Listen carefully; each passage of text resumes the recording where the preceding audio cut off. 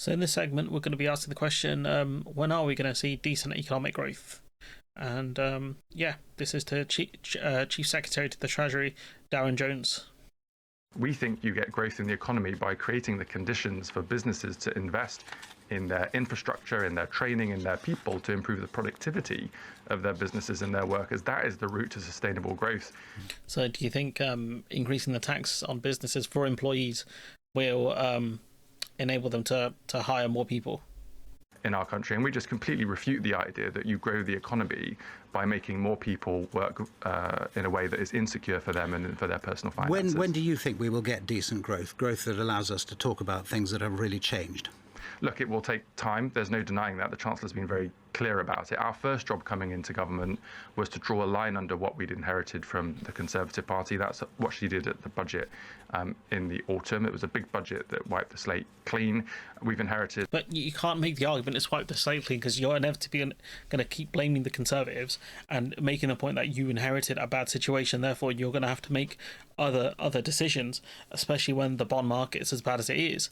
You've boxed yourself in when you make phrases like wipe the slate clean and a one-off, because people remember these statements, and when you inevitably mess up again, or if there's a situation that's out of your control, what are you going to say to people then? It's a country that has high debt and low growth and public services on their knees, but it's our responsibility to fix that, and that is what we're doing.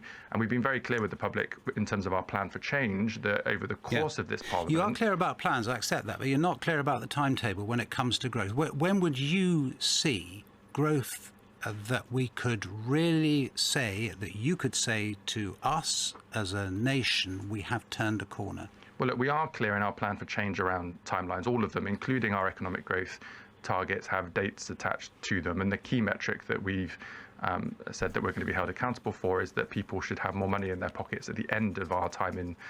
Ultimately, people will have more... Or, no, actually, ultimately, you won't because of inflation. I was going to say you'd have more money in general, but you also be spending more, but that wouldn't make sense. Government in 2028, 29 than they did at the start. That is the metric that we're holding ourselves to. But look, without getting into the weeds, growth assessments, whether it's from the Office for Budget Responsibility... I mean, to achieve this goal, you're going to have to make sure wages are above inflation consistently and over the... Not, you know, because the Bank of England fudges inflation all the time. And I think the ONS, whoever does the calculations is wrong, because we've seen they don't factor in certain things that are key, like I think energy and such. But ultimately, right, unless you deal with greedy energy companies, unless you deal with, you know, greedy manufacturing companies and food companies, supermarkets and such, you're not going to get anywhere with this. Because even if wages go up, if you don't try and put some control on costs for people, it's not going to work. The Ofgem recently increased the energy cap by, I think it was around 5%. So people's energy bills can go up by about 5%. So, you know, even if you get a 2% wage increase, it might not cover the difference. Or elsewhere come on a either biannual or quarterly basis based on investment in the economy and seeing that being reflected in the numbers. It will take time to do that. It's good. So he's asking you when is it going to happen? When can we come back to this? In a year, 2 years, 3 years? You're talking quarterly and biannual. What's that? 4 to 6 months now. Next year, if we bring you back on the show, are you going to have an answer for us? Maybe the year after, are you going to have an answer for us? That's what he's asking. News that inflation has come down today and that core inflation and services inflation has started to come down. Those are the right conditions for businesses. And we've got more to do, but we recognise the scale of the challenge. Some pricks clicking a pen is driving me nuts. We are there to fix it. That's why we put ourselves forward to bring change to this country and got elected on that basis. And that's what's set out in our plan for change. But you don't have a plan. That's the problem. You know, you've got him again here being asked, repeatedly asked, when are people going to start to feel you know, less of a squeeze on the pocket, you know, in terms of when are they going to get more money in their pocket? She's the Chancellor of the Exchequer. How much time does she need? How much time does she need? So we all feel better about our economy and our cost of living and the way that we spend our money. 5 years? So how long before we feel better Whoever about edited this needs to get shot. The economy? We want to unlock... When do people feel that they've got more money in their pocket? How much time does she need? Well, look, there's no denying that the economy that the Chancellor of this government inherited was one of low growth, high debt and public services on their knees. I think that's why the British people voted for change at the last election. It's going to take time. Okay, yeah, I kind of feel it. I'm feeling it, the frustration. How long? A year, 2, 3, 4? End of Parliament, are we talking? He said 28, 29, I think. That's a long way out. That's the end of cycle, so that's how long he's got, really. Well, it depends what the specific question is, but what I can't tell She just asked you how long until we're going to see growth. you So we all feel better about our economy and our cost of living and the way that we spend our money. Sure. Over the course of this Parliament, as we go into the next election, the whole premise of the Prime Minister's plan for change is that people will feel the difference the Labour government makes. We're all working really hard to do that. You've seen in the Prime Minister's plan for change on health, on more money in people's pockets, on more homes being available for people across the country. That's what we're working to deliver. We've been in for, 6 months now? Slightly longer. We've, wiped the slate clean with the budget. We've taken some difficult decisions. I just don't think you've wiped the slate clean with the budget. I don't know. I don't think so. There's a massive problem with councils in terms of debt. There's big problems in the NHS that are going to be way more than the money that you took in those NI taxes. I think they're going to come back and ask and come back with some more really unpopular taxes, because the core not changing capital gains and not changing the top rate of income tax, these will be the two things that are going to haunt them if they don't do it. At the start of our term in office in order to draw a line under the last government, and now we're working really hard, and this is our first full year in government in 2025, to make sure that we're really focused on delivering the people's priorities as we set out in the plan. So how long before we feel better about the economy? Well, we want disposable income to increase, so people have got more money in their pocket. We want to unlock. It depends, Kate. Give me a specific example. I'll tell you. I've just given you one. People at home this morning, when people are... pound in pocket, NHS waiting list, that doesn't make any sense. You're conflating two different things there. If you want to talk about bringing down NHS waiting list, that's fine. She's talking to you about, when are people going to feel better off, and you can't seem to answer that. No, the economy. So when do people feel that they've got more money in their pocket? Well, that should be happening on a continuous basis over the coming months and years. The fact that inflation is coming down to target, well, that means that's happening now, right, Kay? Because inflation is coming down to target, which means the speed at which the cost of product is going up is slowing. And so yes, but it's still going to go up by around 2% each year, depending on the product. Look, you see, it bottomed out at 2.6% in September, and look, it's gone back up.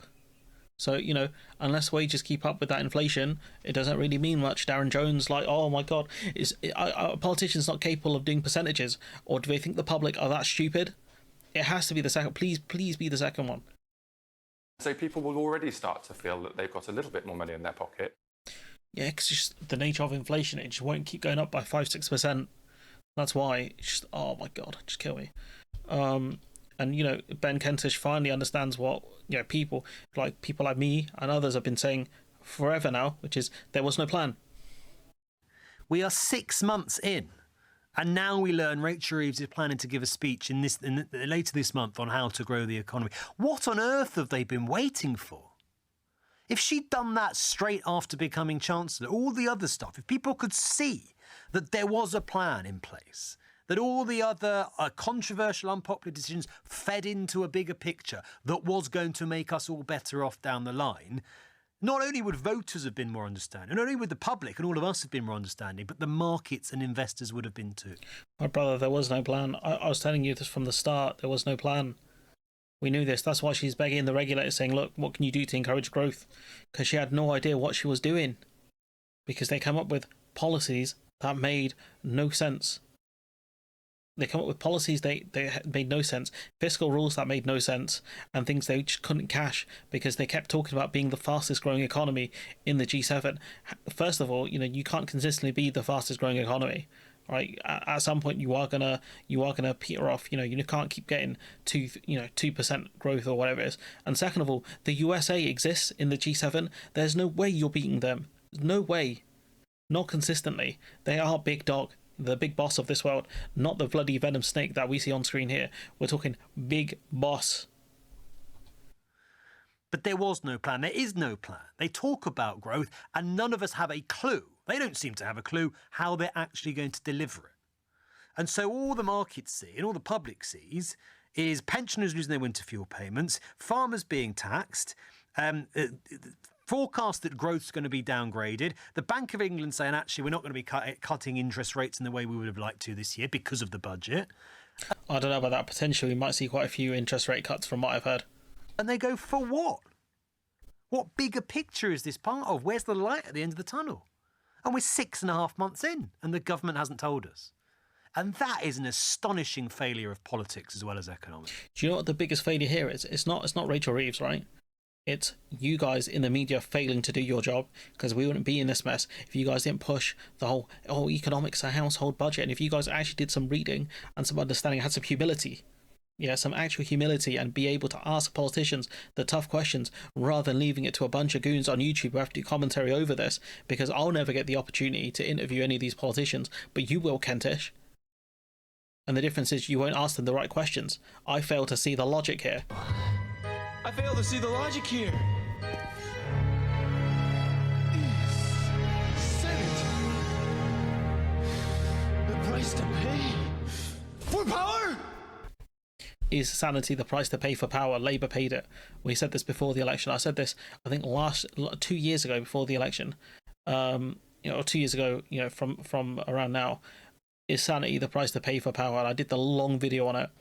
And I'm telling you now that video has never been more correct.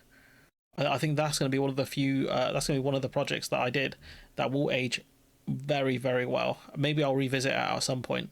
But anyways, I'll leave it there. Let me know what you think in the comments below. Like, comment, share, subscribe. Support the channel on Patreon if you can. And hopefully I'll see you in the next one.